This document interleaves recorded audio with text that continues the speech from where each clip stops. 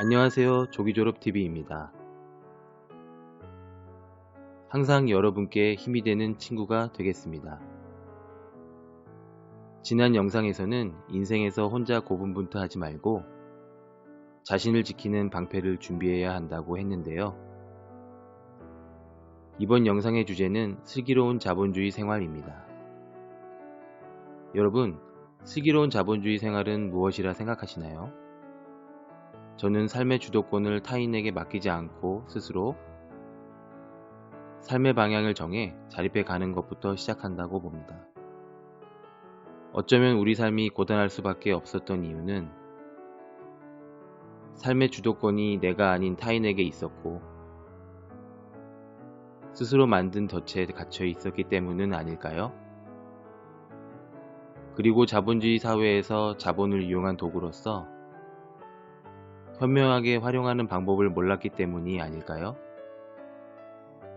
줄여서 슬자생을 위한 3가지 다짐을 해볼게요. 첫째, 개인 능력의 한계를 인정하자. 둘째, 자본의 힘을 인정하고 받아들이자. 셋째, 자본을 레버리지 도구로 적극 활용하자.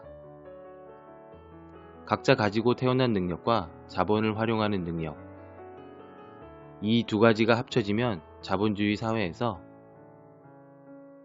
강력한 무기와 방패가 생기는 것입니다.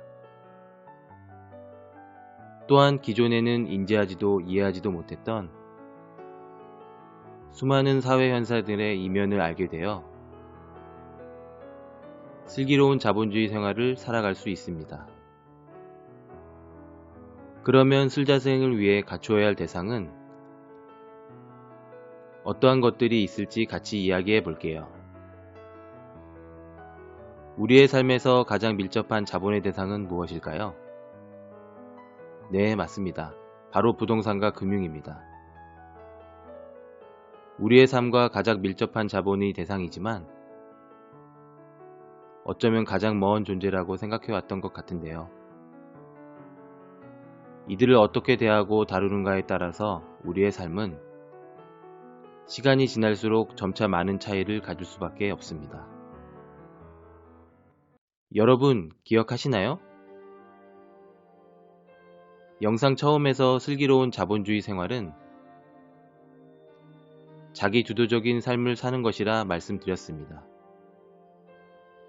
부동산과 금융에서 주도권이 타인에게 있다는 건 부동산이라면 전세나 월세와 같은 소유 형태일 것이고 금융이라면 무심코 가입한 보험, 카도라로 매수한 주식, 펀드와 같은 금융상품이 해당되겠네요.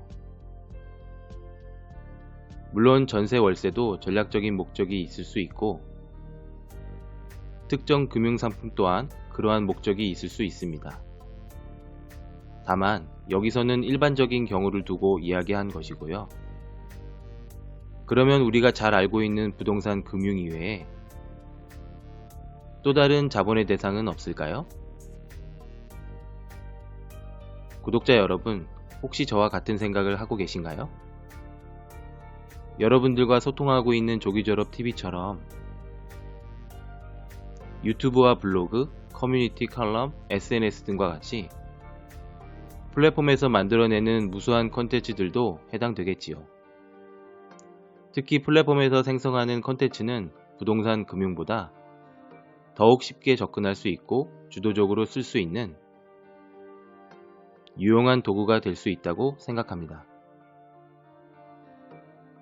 플랫폼에서 생성되는 집단지성과 양질 컨텐츠의 힘을 잘 알고 있기 때문에 저도 유튜브를 통해서 여러분들을 만날 수 있었다고 생각합니다.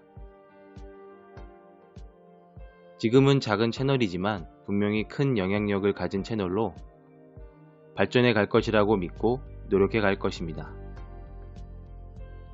여러분 많이 응원해 주시고 도와주실 거죠? 자, 오늘의 이야기 주제를 정리해 보겠습니다. 고단하고 힘든 삶을 극복하고 주도적인 삶을 위해서는 슬기로운 자본주의 생활을 살도록 노력해야 하고 우리의 삶과 밀접한 부동산, 금융, 플랫폼, 컨텐츠처럼 유용한 자본의 도구들을 잘 활용해 가야 하겠습니다. 다음 영상에서는 슬기로운 자본주의 생활에서 필요한 대상을 대하는 마음 자세에 대해서 이야기해 볼게요. 여러분 항상 응원하고요. 지금까지 시청해 주셔서 감사합니다.